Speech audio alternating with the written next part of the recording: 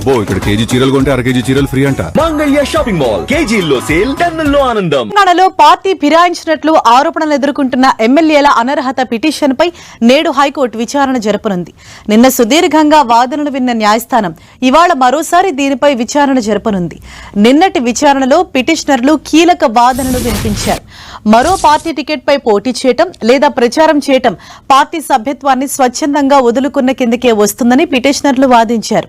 అధికారికంగా పార్టీకి రాజీనామా లేఖ సమర్పించకపోయినా వేరే పార్టీ టికెట్ పై పోటీ చేయటం, ఆ పార్టీ తరపున ప్రచారం చేయటం వంటి చర్యలను అనర్హత వేటుకు ప్రాతిపదికగా తీసుకోవాలని కోరారు.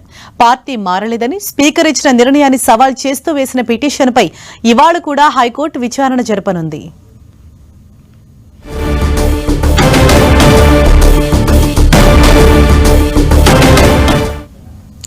రైట్, ఇదే విషయంపై మరింత సమాచారం మా ప్రతినిధి కిరణ్ మనకు అందిస్తారు. కిరణ్, ఏదైతే తెలంగాణలో పార్టీ ఫిరాయించిన ఎమ్మెల్యేలకు సంబంధించి నిన్న ఎటువంటి వాదనలు కొనసాగాయి?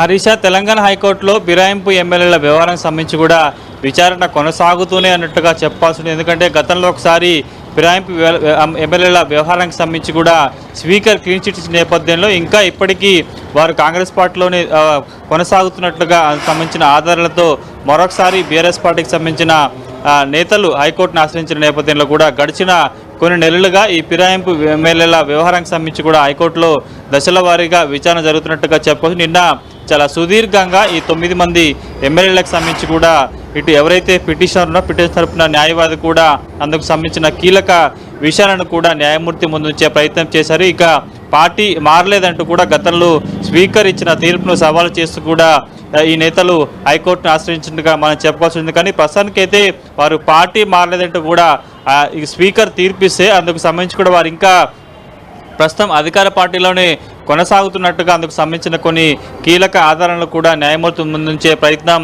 పిటిషన్ తరపున న్యాయవాది చేశారు. కాబట్టి నిన్న వివిధ సంబంధించిన ఎమ్మెల్యేలకు సంబంధించి ముఖ్యంగా 9 మంది ఎమ్మెల్యేలకు సంబంధించి కూడా వారు ప్రస్తుతం ఎక్కడున్నారు, వారు ఏం చేస్తున్నారు ఏంటన్న కూడా కొన్ని కీలక వివరాలను కూడా కోర్టుకు సమర్పించినట్టుగా చెప్పాల్సి ఉండదు. కాబట్టి ఒక్కొక్క ఎమ్మెల్యేకి సంబంధించి కూడా నిన్న చాలా సుదీర్ఘంగా న్యాయమూర్తి ముందు వాదనలు వినిపించినట్టుగా చెప్పాల్సి. అందుకు సంబంధించి బలాన్ని చేకూర్చే చాలా అంశాలకు సంబంధించి కూడా న్యాయమూర్తి ముందు ఇటు పిటిషన్ తరపున న్యాయవాది కూడా ఉంచినట్టుగా చెప్పాల్సింది. కాబట్టి ఈరోజు కూడా మరొకసారి ఈ 9 మంది ఫిరాయింపు ఎమ్మెల్యేల కేసుకు సంబంధించి కూడా విచారణ సాగబోతున్నట్టు చెప్పు. ఎందుకంటే ఇప్పటికే గతంలో ఒక్కసారి హైకోర్టును ఆశ్రయించారు, కానీ ఆ తర్వాత స్పీకర్దే దుర్నిర్ణయం కూడా హైకోర్టు తేల్చిన నేపథ్యంలో కూడా ఆ స్పీకర్ కూడా వారు పార్టీ ఫిరాయింపు లేదంటూ కూడా క్లీన్ చిట్ ఇచ్చిన నేపథ్యంలో రెండోసారి హైకోర్టును ఆశ్రయించినట్టుగా చెప్పాల్సింది. కాబట్టి ఈరోజు ఏమైనా ఈ ఫిరాయింపు ఎమ్మెల్యేలకు సంబంధించి కూడా చర్చకు వస్తుందా, విచారణ సంబంధించి ఏ విధంగా న్యాయమూర్తి విచారణ చేయబోతున్నారు, లేకపోతే మరొకసారి వాయిదా వేస్తూ దీన్ని ప్రొలాంగ్ చేస్తూ